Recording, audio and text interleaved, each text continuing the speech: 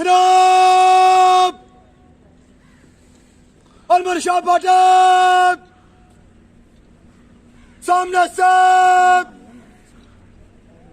चल मोअज़्ज़ज़ ख़वातीन हज़रात, अलमोनी शाह दस्ते की क़यादत ट्रेनी एएसआई मोहम्मद आसिफ कर रहे हैं।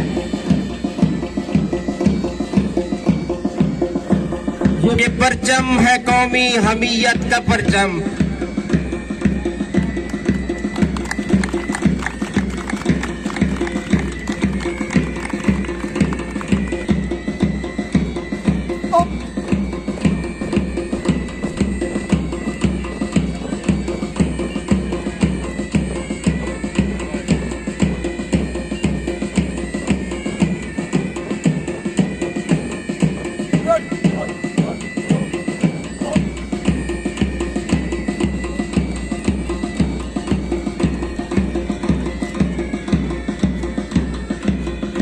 वो शहर के जिससे लरसता है शबिस्तान वजूद, वो शहर के जिससे लरसती है बंदाए मोमिन की अज़ा से पैदा।